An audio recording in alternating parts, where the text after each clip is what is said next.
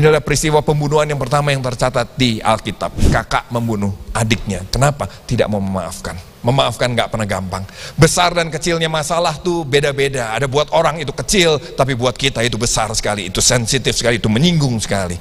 Nah, bagaimana kita belajar memaafkan? Kita perlu mata yang baru. Katakan sama-sama, mata yang baru. Selama saudara dan saya melihat kejadian itu dari sisi yang sama terus, maka sulit untuk kita memaafkan. Mata yang baru lagi nih, mata yang melihat kepada Yesus. Gospel renewal, mengalami Tuhan, bukan cuma teori, tapi mengalami Tuhan. Maksudnya apa sih melihat kepada Yesus? Lihat apa yang Yesus lakukan buat kita. Semua standar manusia yang tidak layak diampuni, itu kita lakukan juga loh. Menyakitkan Tuhan, oh kita menyakitkan Tuhan. Bahkan kalau orang namanya mengkhianati, itu ngumpet-ngumpet di belakang kan. Kalau kita mengkhianati, kita melakukan hal yang melukai Tuhan di depan mata Tuhan. Karena dia melihat segala sesuatunya, dia mengerti semuanya, tapi kita terus melukai hati dia. Semua standar itu tadi kita lakukan sama Tuhan. Jadi waktu mata kita melihat pada Tuhan, kita melihat gini loh, jangan sibuk memikirkan apa yang orang itu buat sama kita dulu. Mata yang baru tuh lihat gini, apa yang kamu buat sama Tuhan.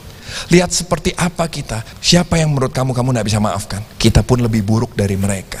Waktu saya dipenuhi dengan kekaguman bahwa saya diampuni, terus saya melihat orang yang salah sama saya, sudahlah, gue juga sama-sama lo, gue sama-sama lo lah. Gue jadi maafkan, udah gue juga mau maafkan, pasti Tuhan juga maafin kamu.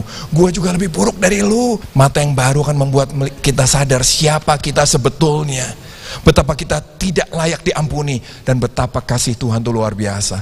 Waktu saudara menikmati kasih Yesus pada kita, waktu saudara lihat lagi orang yang selama ini engkau anggap jahat banget, engkau akan lihat gini, gue lebih jahat dari lu dan gue diampuni. Gue jauh lebih brengsek dari lu dan gue diberi kesempatan baru. Semakin sering kita melihat ke belakang, semakin sulit kita memaafkan. Tapi semakin sering kita bisa melihat ke depan, semakin saudara dan saya punya kekuatan untuk memaafkan. Belajar lihat ke depan. Kalau nggak bisa gimana? Minta anugerah Tuhan, berdoalah, Tuhan bukakan mata saya. Bahwa sebetulnya masih banyak anugerah, masih banyak hal yang bisa dinikmati nanti ke depan yang Tuhan sediakan buat kita.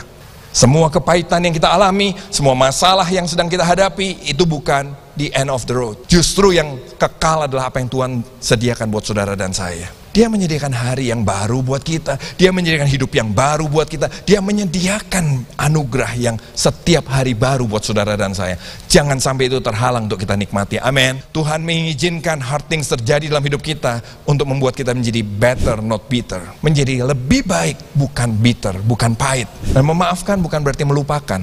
Forgive juga bukan berarti kita harus berjalan bersama lagi dengan orang itu. Tapi forgive artinya gini, rasa sakit itu diangkat sama Tuhan. Saudara bisa menceritakan detailnya dengan rasa syukur loh. Kenapa? Karena saudara menceritakan sesuatu yang membuat saudara dan saya jadi better, not bitter.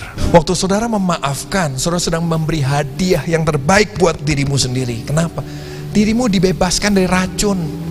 Sampah itu dibuang. Waktu kamu memaafkan, semua sampah ikut keluar. Dan kamu jadi sehat kembali. Kita yang bisa menikmati lagi hidup kita. Kita yang bisa menikmati lagi anugerah Tuhan. Kita yang bisa menikmati lagi sukacita di dalam Tuhan. Kita bisa ngomong, menyatakan hati kita sama Tuhan, dan sukacita itu dipulihkan di dalam kita. Forgiveness adalah hadiah terbaik yang kita bisa berikan buat diri kita sendiri.